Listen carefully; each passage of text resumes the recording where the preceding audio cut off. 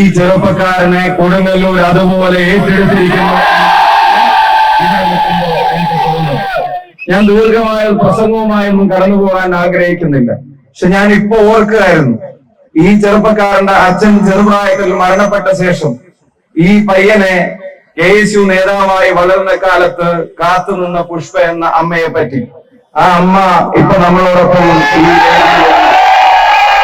ആ അമ്മ ഞാൻ കഴിഞ്ഞ ദിവസം തിരുവനന്തപുരത്ത് തൊഴിലുറപ്പ് പദ്ധതി അട്ടിമറിക്കരുത് എന്ന് പറഞ്ഞ് KPCC നടത്തിയ സമരത്തിന്റെ ഭാഗമായി അവിടെ ഇരുന്നപ്പോഴാണ് ജനീഷ് പൊതുവേദിയിൽ പ്രസംഗിക്കാത്ത ഒരു കാര്യം വെറുതെ പേഴ്സണൽ ടോക്കിൽ എന്നോട് വന്ന് പറഞ്ഞത്. ജനീഷ് പഠിക്കുന്ന കാലത്ത് അച്ഛനില്ലാത്ത വീട്ടിലെ മുതിർന്ന ആൺകുട്ടി പഠിക്കുമ്പോൾ പലപ്പോഴും ആലോചിക്കാറുണ്ടാവും, അവൻ പഠിച്ചൊന്ന് വളർന്നൊന്ന് പെട്ടെന്നൊന്ന് വലുതായി ഈ കുടുംബത്തിന് താങ്ങായിരുന്നെങ്കിൽ തണലായിരുന്നെങ്കിൽ എന്ന് പലപ്പോഴും ഓർത്തിട്ടുണ്ടാവും. പക്ഷെ ആ ഗദ്ഗതമെല്ലാം ഉള്ളിലൊതുക്കി മകന്റെ പഠനത്തോടുള്ള ഇഷ്ടവും ആ പഠനത്തോടൊപ്പം സംഘടനാ പ്രവർത്തനത്തിലുള്ള താല്പര്യവും, അതാണ് മകന്റെ ഇഷ്ടമെങ്കിൽ അത് നടക്കട്ടെ എന്ന് പറഞ്ഞ എല്ലാ സങ്കടങ്ങളും ഉള്ളിലൊതുക്കിയ ഒരു അമ്മയുടെ ചിത്രം എന്താണെന്ന് നമുക്ക് ഒരു പക്ഷേ ഊഹിക്കാൻ കഴിയുമായിരിക്കുന്നു. ഞാനൊരു കാര്യം പറയാം, ആ അമ്മ പിന്നീട് ജനീഷിൽ നിന്ന് ഞാൻ നേരത്തെ പറഞ്ഞ പോലെ മൈക്കിലല്ല ഞാൻ അറിഞ്ഞത്, ആ അമ്മ ഇടക്കാലത്ത് തൊഴിലുറപ്പ് പണിക്ക് പോകുമായിരുന്നു എന്നുള്ളത് ജനീഷ് പറഞ്ഞാണ് ഞാൻ അറിഞ്ഞത്.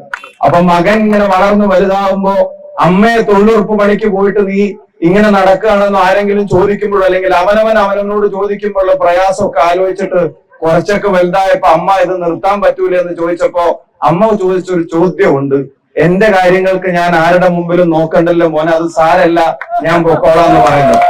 ഞാനിപ്പോ ജനീഷിന്റെ അമ്മ പുഷ്പേച്ചിയും അതുപോലെ തന്നെ വൈഫ് ശ്രീലക്ഷ്മിയും ഇവിടെ നമ്മളോടൊപ്പം ഉണ്ട്. ആ കുടുംബത്തോട് ഒരു കാര്യം ഞാൻ പറയാൻ ആഗ്രഹിക്കുന്നു, അവർക്ക് കൊടുക്കാത്ത ജനീഷ് നടത്തിയ എല്ലാ സമയം ചെലവഴിക്കലും ഈ പ്രസ്ഥാനത്തിന് വേണ്ടിയായിരുന്നു. KSUക്കാരനായ ജനീഷ് എത്രത്തോളം അടി വാങ്ങിയിട്ടുണ്ട് എന്നുള്ളത് ഈ ജില്ലയിലെ സംഘടനാ പ്രവർത്തകർക്ക് എന്നേക്കാൾ നന്നായിട്ട് അറിയാം. സംസ്ഥാന യൂത്ത് കോൺഗ്രസ് കമ്മിറ്റിയുടെ പ്രസിഡന്റായി ഞാൻ ചുമതലയേറ്റപ്പോ ആ സംസ്ഥാന യൂത്ത് കോൺഗ്രസ് കമ്മിറ്റിയുടെ ജില്ലാ പ്രസിഡന്റായി തൃശ്ശൂരിൽ പ്രവർത്തിച്ചത് പ്രിയങ്കരനായ ജനീഷായിരുന്നു.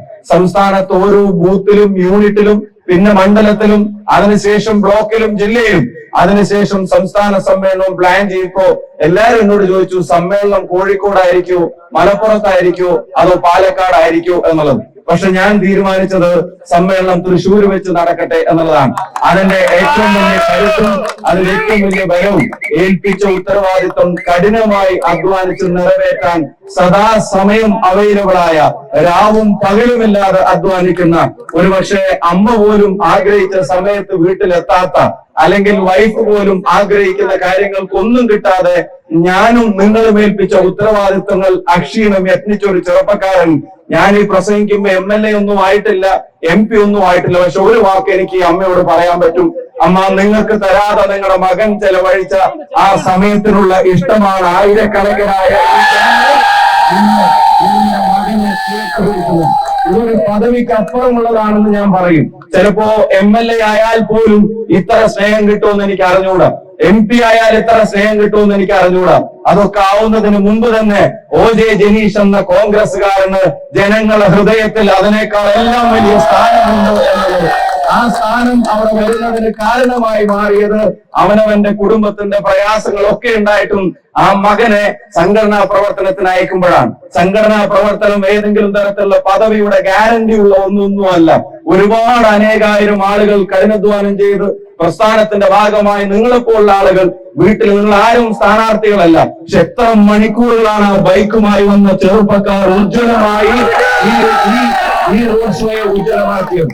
അവർക്കും വീട്ടിലെ കാര്യങ്ങൾ അവർ മാറ്റിവെച്ചിട്ടുണ്ടാവും. അങ്ങനെ ഓരോരുത്തരും നടത്തുന്ന ത്യാഗത്തിന്റെ ഒടുവിൽ ഇങ്ങനെ ഒരു തെരഞ്ഞെടുപ്പിൽ ജനീഷിന് ഈ കൊടുങ്ങല്ലൂരിന്റെ നമ്മുടെ സ്ഥാനാർത്ഥിത്വം കിട്ടിയിട്ടുണ്ടെങ്കിൽ ഞാൻ ദീർഘിപ്പിക്കുന്നില്ല. ഞാൻ ഒരു കാര്യം പറയുന്നു, ലീഡറുടെ മണ്ഡലമൊക്കെ ഇനി തിരികെ പിടിക്കാതെ മറ്റൊരാൾക്ക് മാളയുടെ ഒരു മാണിക്യം ഈ നാടിനോളം വളർന്നതും നാടിന് മേൽവിലാസമായതും ഒക്കെ നമ്മുടെ സിരകളിൽ ഇന്നും ഓടുന്ന രക്തത്തിൽ അത് പതിഞ്ഞിട്ടുണ്ടെങ്കിൽ, അത് കലർന്നിട്ടുണ്ടെങ്കിൽ, ആ മാളയുടെ ഈ കൊടുങ്ങല്ലൂരിന്റെ അതിന്റെ മുഴുവൻ ലെഗസിയും തിരിച്ചു പിടിക്കുന്ന ഒരു തെരഞ്ഞെടുപ്പായി ഈ തെരഞ്ഞെടുപ്പിന്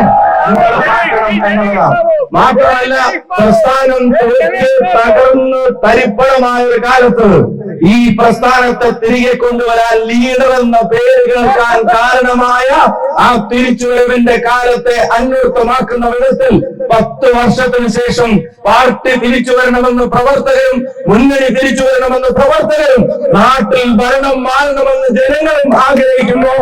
ഈ നാട്ടിലെ ഭരണമാറ്റത്തിന് വേണ്ടി കൊടുങ്ങല്ലൂരിലെ ജനതയും ആഗ്രഹിക്കുമ്പോ കേരളത്തിന്റെ നിയമസഭക്കകത്ത് സത്യപ്രതിജ്ഞ വാചകം ചൊല്ലാൻ സ്പീക്കർ കൊടുങ്ങല്ലൂരിൽ നിന്ന് വിളിക്കേണ്ട പേര്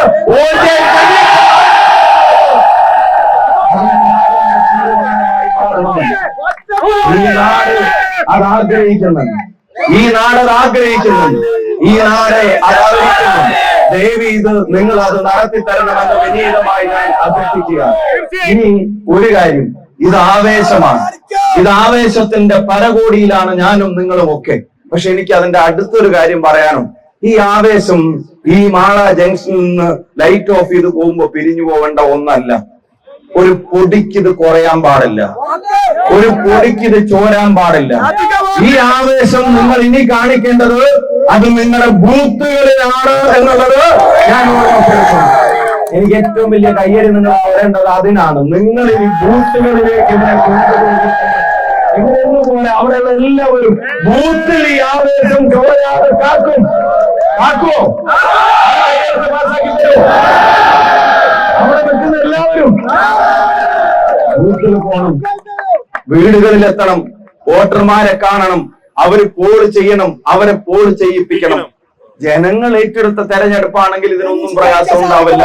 നിങ്ങൾ ഏറ്റെടുത്ത തെരഞ്ഞെടുപ്പാണോ? നിങ്ങൾ ഏറ്റെടുത്ത തെരഞ്ഞെടുപ്പാണോ? ഇനി അടുത്തൊരു കാര്യം, ഈ തെരഞ്ഞെടുപ്പ് OJ ജനീഷും ഇവിടെയുള്ള പഴയ MLA തമ്മിൽ നടക്കുന്ന തെരഞ്ഞെടുപ്പ് അല്ല. അങ്ങനെ വല്ല തെറ്റിദ്ധാരണയുണ്ടെങ്കിൽ അതും നിങ്ങൾക്ക് വേണ്ട. ഈ തെരഞ്ഞെടുപ്പ് കേരളത്തിലെ ജനവിരുദ്ധ സർക്കാരും ജനങ്ങളും തമ്മിൽ നടക്കുന്ന, അതിൽ ജനങ്ങൾ ജയിക്കും. ജനങ്ങൾ ജയിക്കണമെങ്കിൽ ജനീഷ് ജയിക്കണം. ജനീഷും ജനങ്ങളും ജയിച്ചാൽ കേരളം ജയിക്കും, UDF നയിക്കും. സംശയം വേണ്ട. ഞാനൊരു കാര്യം ചോദിച്ചാൽ നിങ്ങൾ കൃത്യമായിട്ട് ഉത്തരം പറയൂ. ഈ നാട്ടിലെ മുഴുവൻ വനിതകൾക്ക്, സഹോദരങ്ങൾക്ക്, സഹപ്രവർത്തകർക്ക്, സഹോദരിമാർക്ക്, അവർക്കെല്ലാവർക്കും KSRTC ബസ്സിൽ സൗജന്യമായ യാത്ര ഉറപ്പുവരുത്താൻ പോകുന്ന മുന്നണിയുടെ പേരെന്താ? ഈ നാട്ടിൽ കോളേജിൽ പഠിക്കാൻ പോകുന്ന പെൺകുട്ടികൾക്ക്, സർക്കാർ എയ്ഡഡ് കോളേജുകളിലൊക്കെ പഠിക്കാൻ പോകുന്ന പെൺകുട്ടികൾക്ക് 1000 രൂപ വെച്ച് അവരുടെ കുഞ്ഞു ചെലവുകൾക്ക് മാസം അവരുടെ അക്കൗണ്ടിൽ വരുമെന്ന് ഉറപ്പ് പറയുന്ന മുന്നണിയുടെ പേരെന്താ? ഈ നാട്ടിൽ ജോലിയും ജോലി ആവശ്യാർത്ഥം ചെറുപ്പക്കാർ നാടുവിടാൻ ആഗ്രഹിക്കുമ്പോ, വേണ്ട നിങ്ങൾക്ക് സ്വപ്നങ്ങൾ ഉണ്ടെങ്കിൽ അത് പൂർത്തീകരിക്കാൻ ഇവിടെ തന്നെ നിൽക്കാൻ കഴിയാവുന്ന സഹായം ചെയ്യാമെന്ന് പറഞ്ഞ് 5 ലക്ഷം രൂപ വരെയുള്ള ഈ സൗജന്യമായ പലിശരഹിതമായ വായ്പ അവർക്ക് കൊടുക്കാൻ പോകുന്ന മുന്നണിയുടെ പേരേതാ? നമ്മുടെ മുതിർന്ന പ്രായമായവരുടെ നമ്മുടെ എല്ലാമായവരുടെ പെൻഷൻ അത് 3000 ആക്കാൻ പോകുന്ന മുന്നണിയുടെ പേരെന്താ? അവർക്ക് പ്രത്യേകമായ വകുപ്പ് രൂപീകരിക്കാൻ പോകുന്ന മുന്നണിയുടെ പേരെന്താ? ഇവിടെ ജയിക്കാൻ പോകുന്ന മുന്നണിയുടെ പേരെന്താ? ഒരു കാര്യം കൂടെ പറയട്ടെ, ഈ നാട്ടിലെ ഏത് സാധാരണക്കാരനും ഒരു പ്രതിസന്ധി വരുമ്പോ സാറേന്ന് പോലും വിളിക്കാതെ പേര് നീട്ടി വിളിക്കാൻ പറ്റുമായിരുന്ന ഒരാൾ ഈ നാട്ടിലുണ്ടായിരുന്നു. ഈ നാടിന്റെ ഭരണാധികാരിയായിരുന്നു, ഈ നാടിന്റെ മുഖ്യമന്ത്രിയായിരുന്നു. അങ്ങനെ നീട്ടി വിളിച്ച വീട്ടിൽ പോയി പറയണമെന്നൊന്നും അദ്ദേഹം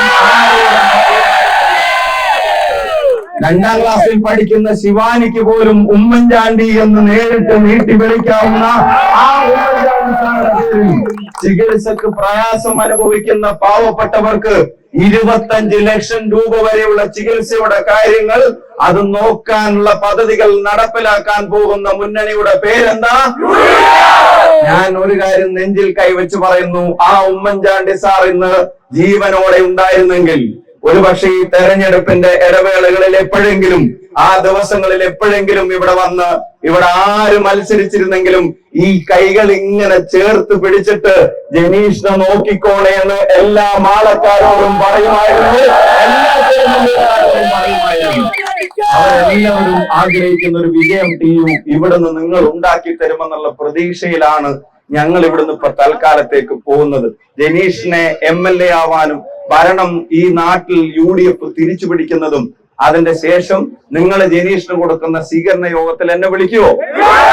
ഉറപ്പായിട്ട് വിളിക്കുവോ? അതിനൊക്കെ വേണമെങ്കിൽ വിളിച്ചാൽ വരും.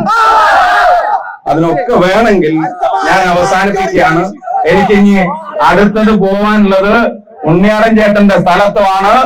അവിടുത്തെ പരിചയക്കാരോടൊക്കെ പറയണം, പുള്ളി ഇരിഞ്ഞാലക്കുടയിൽ പുള്ളിയുടെ ചിഹ്നമായ ഓട്ടോ അത് ഇരിഞ്ഞാലക്കുടയിൽ നിൽക്കരുത്, അതാണ് തിരുവനന്തപുരത്ത് എത്തണം എന്നുള്ളത് അത് നിങ്ങൾ എല്ലാവരും ഉറപ്പുവരുത്തണം. അദ്ദേഹത്തിന്റെ കുടുംബസംഘമുണ്ട്, മൈക്ക് ഓഫാക്കുന്നതിന്റെ മുമ്പ് എത്താൻ പറ്റുമോ നോക്കട്ടെ. അതിന് ശേഷം കയ്പമംഗലത്ത് ഒരു കുടുംബസംഘമുണ്ട്, മൈക്ക് ഓഫാക്കുന്നതിന്റെ മുമ്പ് എത്തൂല, ആളുകൾ പോകുന്നതിന്റെ മുമ്പ് എത്താൻ പറ്റുമോ നോക്കട്ടെ. അതുകൊണ്ട് ഞാൻ അവസാനിപ്പിക്കുകയാണ്. നിങ്ങൾ കൈകൂപ്പിക്കൊണ്ട് പറയുന്ന ഈ മണ്ഡലം നിങ്ങൾ തിരികെ പിടിക്കണം. ഈ കൊടുങ്ങല്ലൂരിലൊന്നും UDF അല്ലാതെ മറ്റൊരു MLA ഉണ്ടാവാൻ പാടില്ല. അത് നാടിന്റെ തീരുമാനമായി മാറണം. പ്രിയപ്പെട്ടവർക്ക് എല്ലാവർക്കും സ്നേഹാഭിവാദ്യങ്ങൾ നേരുന്നു, എല്ലാവിധ സ്നേഹാശംസകളും നേരുന്നു. ഇന്നത്തെ ഈ പരിപാടി ഉജ്ജ്വലമാക്കിയ എല്ലാവർക്കും 1000 അഭിവാദ്യങ്ങൾ. നന്ദി, നമസ്കാരം. ജയ് ഹിന്ദ്, ജയ് UDF.